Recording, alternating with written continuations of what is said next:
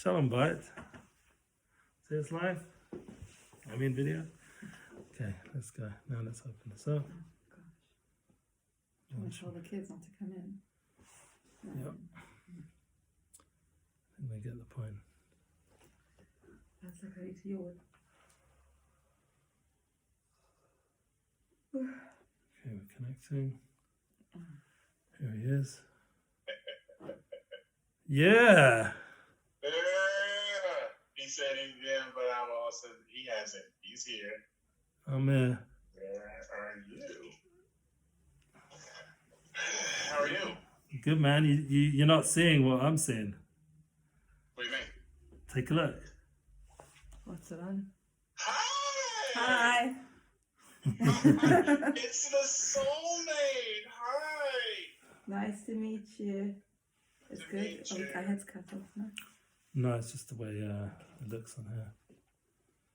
Let's make sure. You can see our full heads. I can see your full heads. Amazing. Good Hello. Oh, look at her. Hey! Let's go. It's a foursome. This is it. The fabulous four. Fabulous four. First, just here to help us out today. Thank you. Here to say hello, Hi. Ellie, Hi. and Thanks for organizing this. We really appreciate it. it's my pleasure. You're a star. So flexible. So convenient. All the right professional flow. Okay, amazing. Thank you. Okay. Well, do you guys typically have a comment? Not a comment. We might comment afterwards. Do you guys typically have a flow that you guys follow? for your Yeah, lives? relationship flow. That's it. That's exactly what it is. Okay. Do you want to do I have a link, so I'll press record when you're ready. Do you just want to go through your normal flow of your intro? Yeah, we can do that. I know what to say. She looked. She had a hesitation. That was the. No, I'm more introverted, so Yeah. I'm going out of my comfort zone here. She's been doing it all audio till now, so this is a big, She's been doing audio.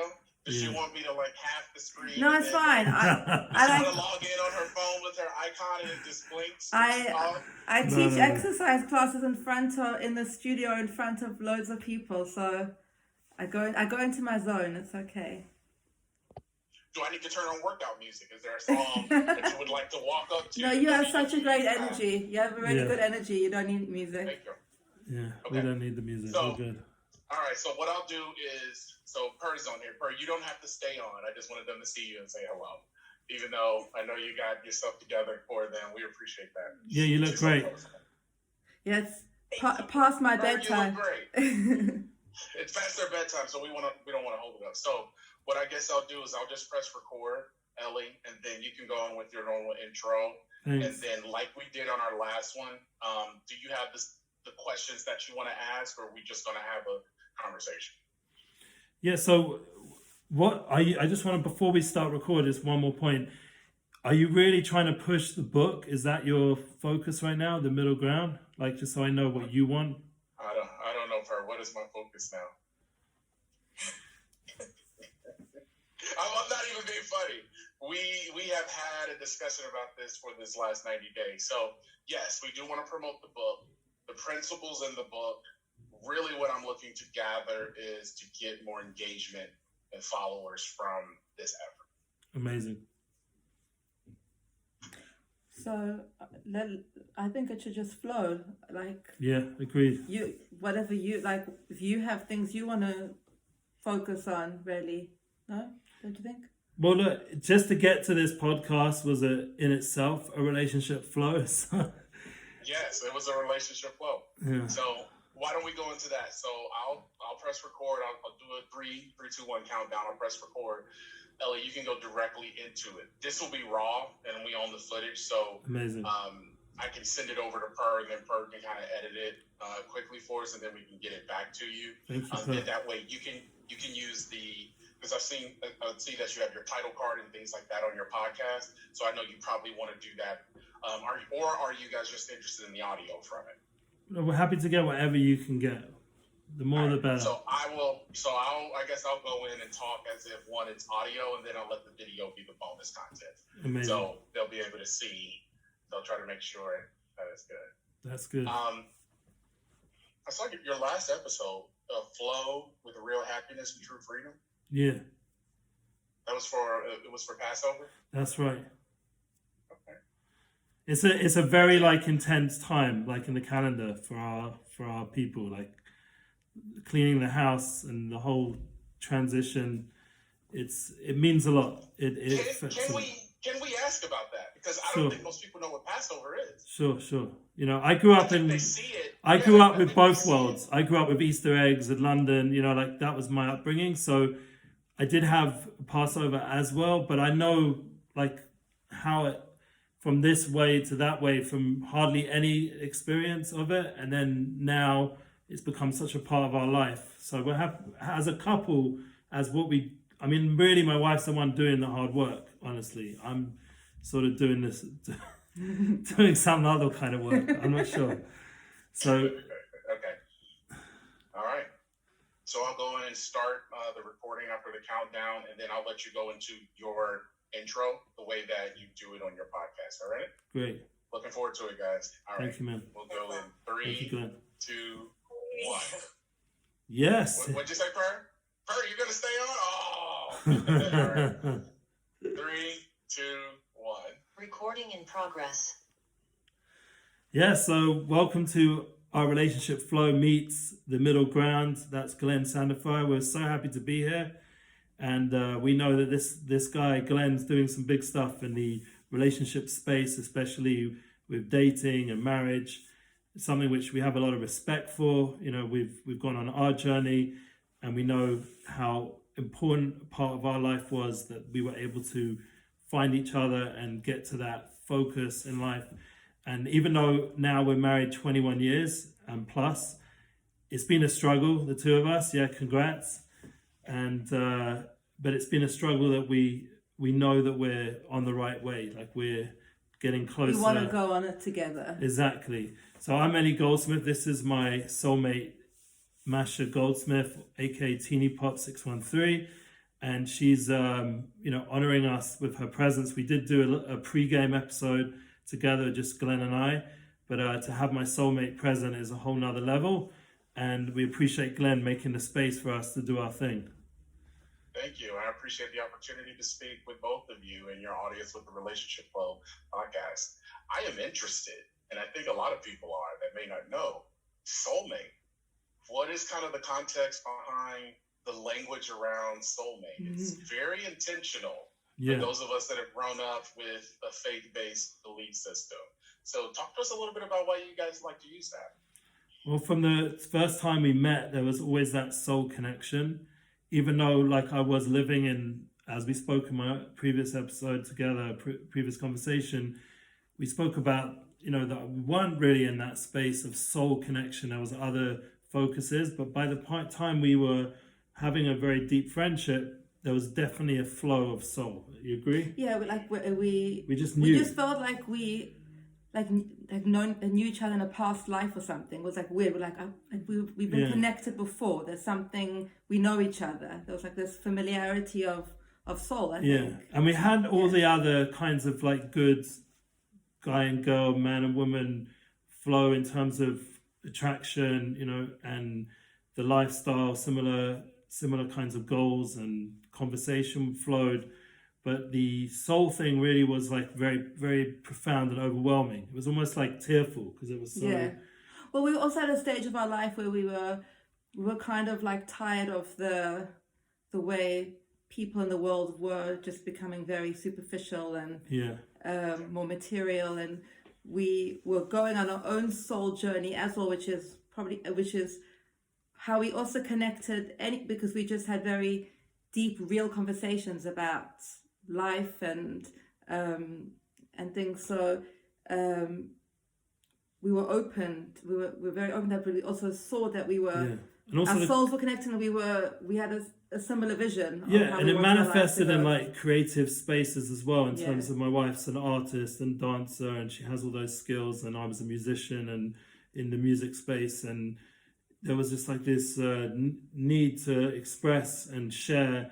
We shared gifts with each other that were more meaningful, even poems and books and candles. Like, yeah, like more, for his 18th birthday, everyone was giving him these like fancy presents, and I decorated a shoebox and I put in like a kaleidoscope and Mr. Daydream, because we always were dreaming, and my favorite poem by Robert Frost, The Road Not Taken, and I put in a little frame, like little meaningful things that I put in this box, and I gave it to him. And I was quite nervous because an 18th is quite a big birthday, and he was getting these really nice presents, but I wanted it to be more soulful. But I do appreciate we had that physical connection as well when we met the first time running around the gym. Yeah. In fact, we met before that even. We were like going, it's called shul hopping. You know, like it was a holy day. No, yeah.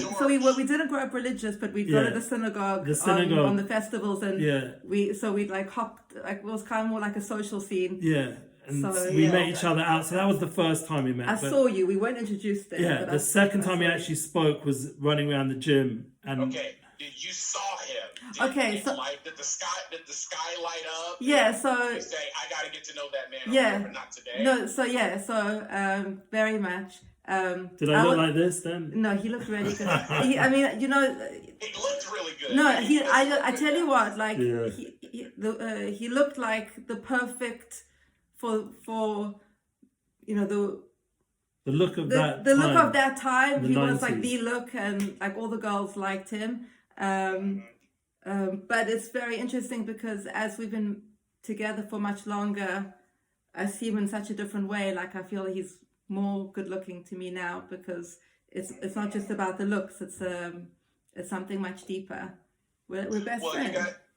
You guys use the language around soulmate, but here in the West, that is looked at from a romantic standpoint. I'm looking for my soulmate and the person that I can be my person in my life.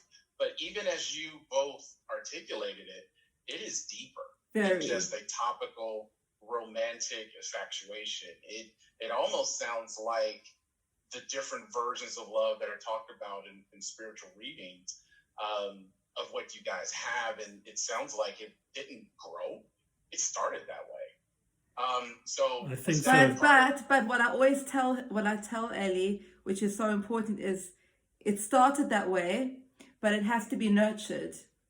We can't take it for granted. Like, sometimes, during more harder times in a relationship where we just, frustrated and we're like, and we feel the soul connection and that keeps us going. But I'm like, but we can't just take it for granted that we have the soul connection, and that's such a strong thing, and it started that way. We have to water. One of our hard time periods where we almost felt like maybe our marriage wasn't working out, we had a spiritual mentor who saw that soul connection in us and gave us a tremendous amount of encouragement, but also gave us, and when I mean encouragement in the soul connection, like we can get through anything with this. Basically, he said that if you were in a situation where you had to like sleep in a hut on like straw beds, you'd still want to be with each other.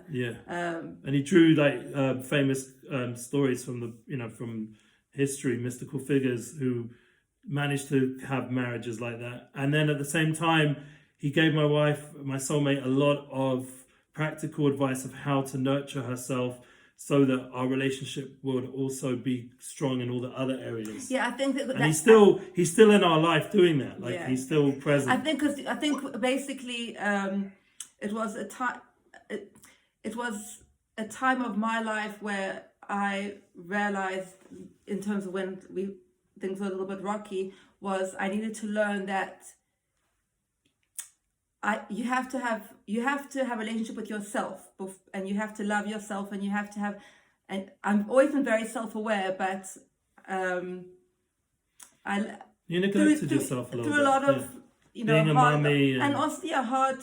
We have 6 children, just so anyone out there should know, and they were quite close together. And thank God now they're like, we've got a 20-year-old, and we're in a completely different space. No, but I had to Yeah. understand that he couldn't save me, and he couldn't. So that it's often one thinks, oh, your soulmate or your partner is meant to save you and make you happy, but you enhance each other and you're happy with each other, but you have to fill you have to fill up your hole.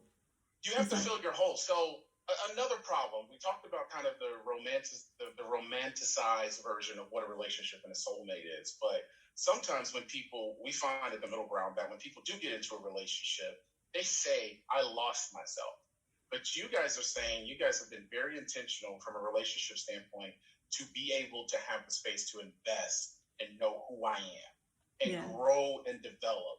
I see that a lot and I deal particularly more with men, but even for the women that I've had the privilege of speaking to and their wives, it's been, I've lost me. I don't know who I am. And a lot of times it sounds like, Ellie, you did a great job of this, of understanding that as a woman, as a wife, as a mother, and then the different seasons, I guess, of parenting, there was a change, and you guys made sure that you were intentional about allowing you to have that space to grow and develop, and then just work on your words for self-care. Yeah. So I give you another thought that a lot of couples don't know about maybe nowadays because they maybe haven't seen it enough. But we also have a very strong vision of what we're going to do when we're older. When we're in the golden days of our life, we've worked hard, our kids are busy with whatever their children, hopefully by that time. And we can just truly and purely enjoy the fact that we're soulmates and married. And it's something that we look forward to. Yeah, we look forward to. We have like glimpses of it at the end of the day, or when we go on our weekly dates, or, when we have our intimate times. But, these are moments where we can just sort of go off into our own world as a couple. But generally, like it's, the kids and work and pressures are very, intense, right, at this point of our life. So like we were mentioning as well, there's a festival coming up that has a big, impact on the schedule right now. And you have to still even then make time for the relationship. But we do make time. We at 9:30 which is this time. Yeah, at 9:30 we say goodnight. The younger ones go to bed. The older ones do their own thing. Our door's closed, and it's our time. And and that's really, really important. So from a blueprint standpoint, is it like 30 minutes, an hour, 2 hours, or however the mood kind of takes you, or however the moment takes you, of where your intention about connecting with one another?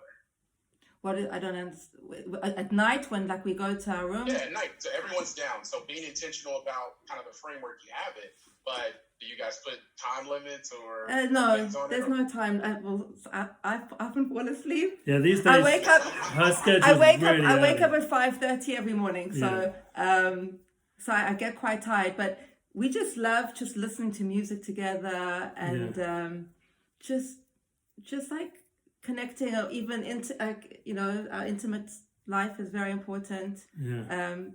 And that's also really, really important in a relationship.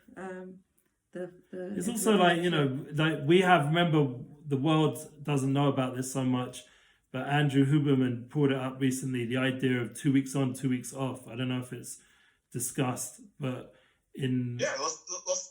let's dive into that. 2 weeks on, 2 weeks off. So in our faith, when you're not having our spiritual system, when you're not having children right now, so then the wife is no, it's not with the children. When a woman is menstruating. Yeah. So right now we're not having children, so you're menstruating 2 weeks on, 2 weeks off. Meaning I'm not. Yeah, right. So it's not exactly 2 weeks, because we also add on an extra week just to really, I don't know why, but we do. The system. Yeah. But the point is that what it does is it creates a tremendous excitement, a renewal in the relationship. The night of when we reconnect is a very special night. There's a tremendous energy. It's as if it's the first time. Yeah, we just got married. It's like a wedding night every month. and then the times after that are different. But the point is it's exciting to build towards that every 2 weeks. And the separation time works with obviously the menstruation, and it gives a woman a break, and it also gives time to also work on your relationship of your friendship side of things. It's not only about only about the physical. It's there's so many also brother dimensions. sister. There's other aspects of our relationship that we felt before we got married. Like we said, that soul connection. The soul level means all the different aspects of you can have relationship with a other person. They're all given their time for like focus. So we have the husband wife, and we have the brother sister friends. Like there's all different kinds of ways of connecting, and it's important that those 2 weeks on, 2 weeks off give you that. And obviously, as you get towards the end of the 2 weeks of separation, the drive and the intensity grows. Like if you have a healthy in that sense, and you're excited for each other, so then it just gets more and more like exciting and builds up, and then it's like the ultimate date night every month, instead of it just being again done this before kind of thing. It's completely like renewed. So what encouraged you guys to begin the Relationship Flow podcast? So that's a good question. He started it myself himself. I don't know how. I had 3 podcasts. I'm quite a private person.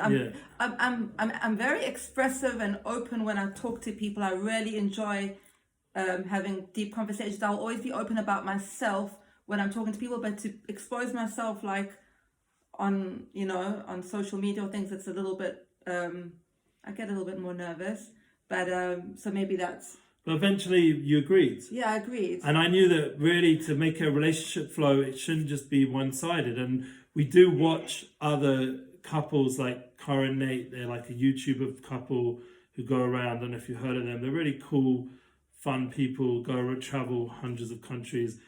We watch these kind of like YouTubers who seem to have really good relationships and are able to communicate without getting specifically into the relationship focus, but it comes up every so on. I think we also just wanted to, we're very real people. We're not trying to pretend that it's all easy, and we're not trying to pretend we know everything. We just thought it would be also just nice to just share what we go through, what's worked for us, and when things are hard as well, and how we deal with that also. Yeah. And there were examples, like back in the day, Tom Billy used to do a podcast with his wife. I don't know if he still does it, Relationship Theory, I think it's called. There was just a bunch of people doing it at some points. Who else? Recently, I see Jay Shetty, who's actually working in my family, funny enough now. So Jay Shetty's got a really successful relationship podcast, and he has his wife on it every so on. Not that often, but I just feel like my wife is a much deeper expression than emotionally than what I would be able to do. So it balances me out. I'm much more like floaty, or like, what's the word?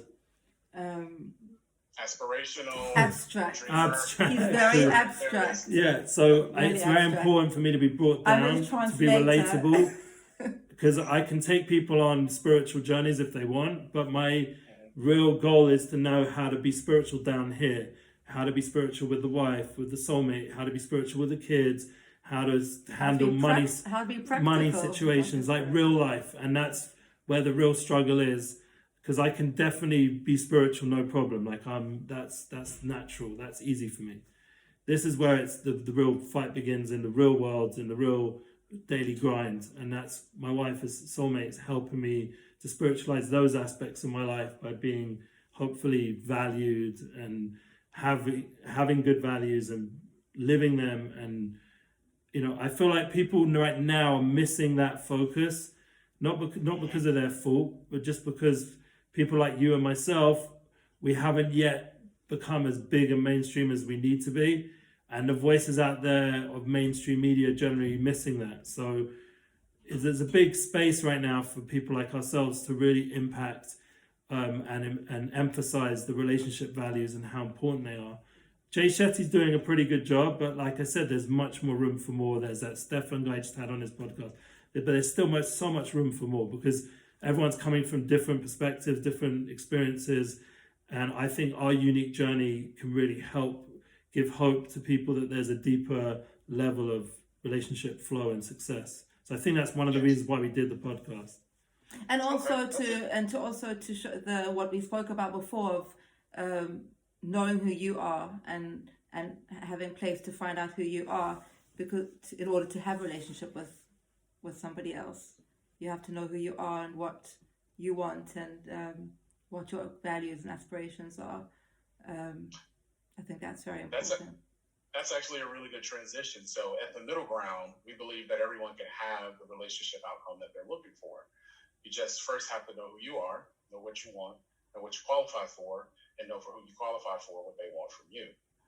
So it sounds like you guys met each other at a kind of a formative stage, entering adulthood, and then there were kind of some ebbs and flows with it. How would you say and give advice to the audience after going through that process of what we spoke of the core four tenets? How do you keep the relationship moving and thriving as individuals do change it? You want to go? You go.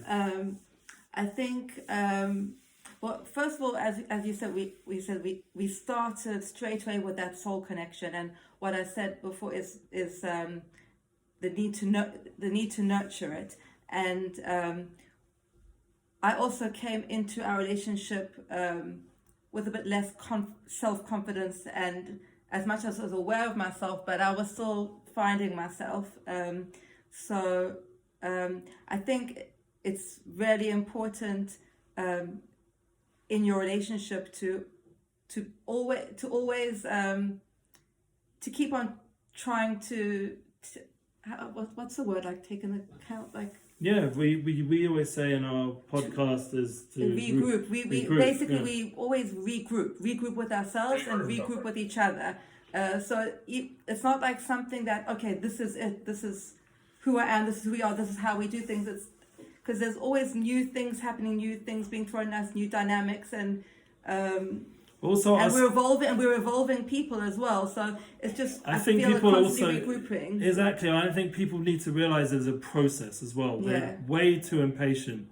Like, people need to give much more time for the relationship. They're like, well, I can just get divorced, God forbid. Yeah. It's so easy to just get yourself out of that, and that's not really the right mindset. Like I said, you have to have a long-term plan. It has to be the long game. And example would be our spiritual mentor. One of the things he said, which is very important for me to hear, was that your wife needs to know that you really love her.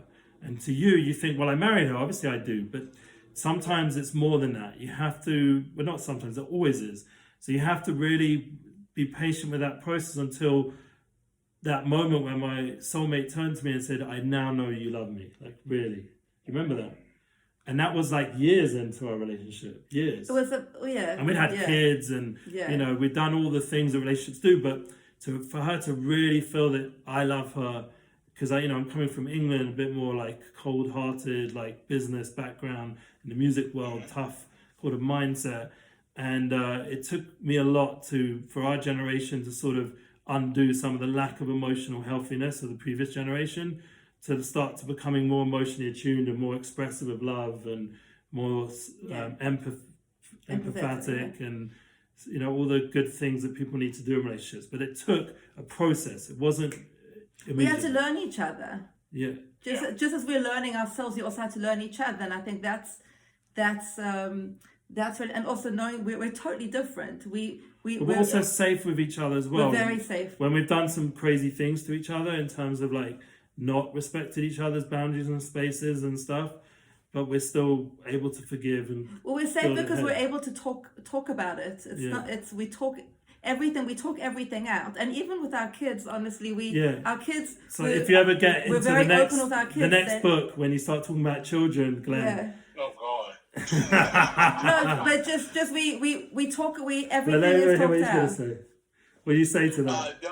No. So the next book, kids, I will let you all do the book and the podcast first on parenting, because my wife and I are still on that parenting journey. Our kids are very young, but it's forced us to do a lot of things. I often talk about it, say, for a relationship, if you can do the core four tenets and you're willing to do the work, as a man, you sign up for duty and responsibility, and then you have to learn to love. And that is taking all the information from the past of the woman that you're choosing. For women, they have to make a bet. You all have to make a bet and say, all right, this guy eventually is going to love me the way that I need to love, provide, protect, profess, priest in our home, and continue the legacy and move it forward.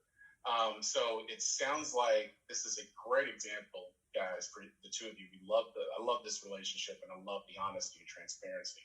That just following some basic tenets, whether they're tenets of your faith, whether they're tenets of your upbringing, can really lead to a great relationship outcome. What, outside of a couple of things that you said, which is work on yourself, work on the relationship by nurturing it, what can people do to prepare themselves for that relationship on the front end so that they're ready to do the work in the relationship? Knowing what your triggers are. Okay. Which is really important. I think that's a really important, because so often things, your husband or your wife could say something or do something or act in a certain way that can trigger you. That's you translate it into something else because it's a trigger from something you've been through in your past, and you react in a certain way, or you think, oh, they're not being nice, or he's not meant to be, she's not meant to be for me. But it's when you have an understanding of what your triggers are, and it definitely helps to have easier communication and responses. So I think it goes back to just knowing who you're, understanding. That's self-awareness. Understanding yourself, understanding your... We even though it was still quite superficial when we were teenagers, but we still, according to that time of our life, were really working hard to be more self-aware. Yeah. So we could appreciate each other. By the time we were in our early 20s, when we got married, we were just knew enough about each other, right, that there was a connection. And that self-awareness, people need to really step out of all the noise. We took a break from the world, Yeah, we did. I was running nightclubs before that and all kinds of noise, and I just said bye. I actually only had one phone number that was a lady on my phone, and it was my best friend at that time, which became my wife.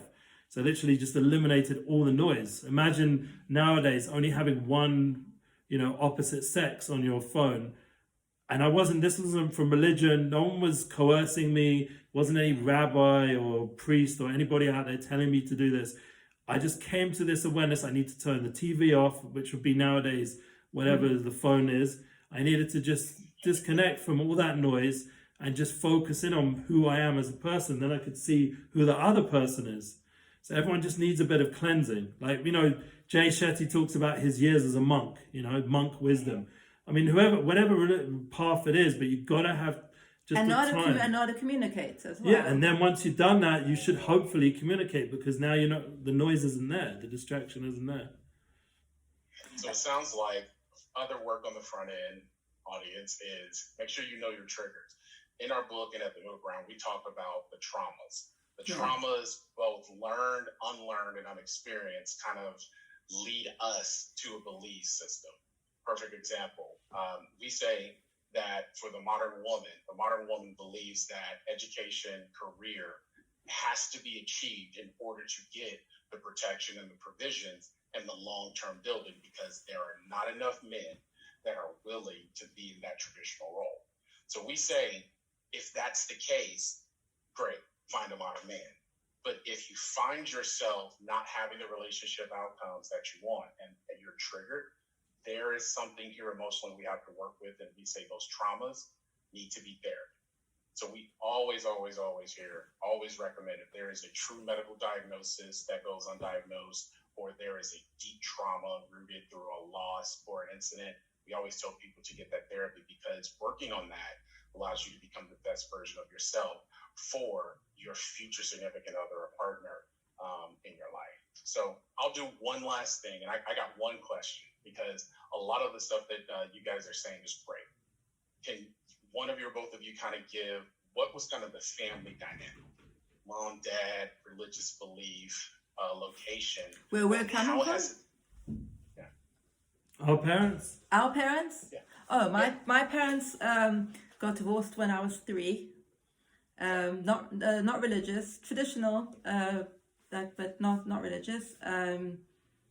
And my father moved to a different country when I was 6, so my brother and I would travel to go see him during our school holidays. So that's. And when we got together, they were very happy about us getting together, your parents. My parents were like, oh my God, what's going on with my son? Like, we want him to be a lawyer or... So his parents were worried. Be in the music business. I'm from like a dysfunctional family because my parents are divorced. And that what was are you marrying into this family who, blah, blah, blah. Because there was also, in England, there's more of a class system, like they're more like, the higher class, like in terms of his family are more status and, VIP sort of. So it was like, it's a bit snobbish, but that was how it was. And, and also they've seen how we've given up a lot for our journey together, and they don't understand it completely because for them, they struggled so hard to be successful. That should be the focus more than anything, whereas, I would say that our relationship is, thank God, is on a whole nother level than where we grew up. I think your parents really appreciate, both our parents really appreciate our relationship. Yeah. They see how much we work. Like her father on we just made it's called a bar mitzvah. I'm sure everyone knows what bar mitzvahs are because Adam Sandler popularized it. But the point, maybe it wasn't just him, maybe it just always was in Hollywood or whatever. But the point is that we just made one. It was our last one of our boys. And her father saw us at that moment sitting in this nice Airbnb on the couch at the end point of that. And he was just like, he gets that we're so, connected. And he has that moment of like soul. And you know what I'm saying? Yeah. He just got it. And my father as well has had those moments with us as well. Yeah. And it's nice to see when there's those good moments when we're not talking about money or struggles or the kids, when there's just a moment of recognition from our parents. There's a good thing going on here. And that's really validating, Yeah, that's really great, guys, because a lot of times what I hear is I came from this background, so I won't have any success. You guys have said that's turned that theory on its ear and not only thrived in your relationship, but are providing a blueprint for other people. And that's really, really admirable from our standpoint, for myself and for us here at the Middle Ground. Last question. There are 6 types of men and 6 types of women. I'm going to ask each of you. So I'll ask first, what type of man would you identify as best? Let's take out what I know you're not. You're not a boy. You're not an F-boy. Would you be a guy, a male, modern man, traditional man, or high value? Between the guy and the high ground, I think. Guy and high value? Yeah. You're not a guy. The guys are just dudes that they're at here we have Target's international. Target, Starbucks, so high value. High value. And yeah. You're not traditional. No, you're not traditional. High value. You're not traditional. He's not. He's working on it to be more. Yeah. But he's not. She helps me with the traditional. He's not a natural, traditional, typical. I consider myself more revolutionary in the way I think and do things. I'm looking to the future for a whole different way of humanity. That's like, I believe very deeply that I can help a lot of the world, not in like a egotistical way, just in a purely human way, reconnect to the soul. And that will save us a lot of stress in relationships with the new technological things that are coming. And I think that it's the idea of a relationship where that is the most manifest. That's why it's so important that I develop this with my wife and my soulmate, as hard as it sometimes is, because it's really where the true mission of what I feel I'm here for comes alive, even though it's like probably the hardest place, All right. What are some projects that you both have coming up that you'd like to share with the audience? So we have, my wife and I are going to continue the Relationship Flow podcast. I think that the Unity bookings, the idea of working with a lot of speakers and creatives, artists, mentalists, all different kinds of unity-focused people who are very good role models, very uplifted in their journey and their personal growth, and they're sharing a lot of light to keep helping support them in doing that. Myself, keep doing that. Watch my wife in her unique way do it. Not know how she's going to do it, but she's going to do it. And also seeing it starting to happen amongst my children and the community I'm in, and just generating a lot of positive light in a world that, you know, needs it more than ever. And I think also I would like to consolidate the concepts in a book, United Souls. I have on Substack, but I'd like to really get the book, solid and share it with others and have them contribute. And I think that the world needs more and more content that's like this kind of conversation. We really need to mainstream this kind of content because it's too much show-off stuff going on, and it's superficial nonsense, and people themselves are not happy from it. And it's sad to watch. If they just really would turn a bit more inward and do that inner work that we're trying to do, they would find much more wisdom, much more happiness, much more real content to share. They just need to... It's hard work, though. That's the thing. They have to face their pain. Stop escaping. You really have to face yourself to do what we're doing, and it's hard. Sometimes Don't escape. It's hard, but it's the only way, I think. We all need a moment of chilling out. Yeah. I'm not saying I'm this guru or something. No. We all need moments to chill out. All of us. We're all human, and that's part of humanity. But to only chill out, to only avoid and escape and think that's going to bring happiness in relationships, it's nonsense. They're missing who they are, and they're missing the other person in their life, and they have to tune into that core truth of who they are and be real with it. Okay. Well, guys, we're coming up on time, but I definitely want to thank you both for the opportunity to speak to your audience and for you to share your story with our audience here at the Middle Ground. Where can the audience connect with you all? Yeah, so you've done the promotion for us, Relationship Flow podcast, and I'd like to hear more from your content as well. The Middle Ground is definitely needed, and we're just excited to see collaborative projects like this. That's my Unity Inspires projects is my main brand of bringing together like-minded. Or even not, but like-minded. Yeah, and I'm excited to see where this can all develop. I'm definitely trying to ground myself more and more, like you wrote in your book, the middle ground, finding that place to build from, and I think that's really important. I think I can learn a lot from you as well, Glenn. Okay. Well, I thank you both again for your time today. I know it's late where you are, and we're in Passover.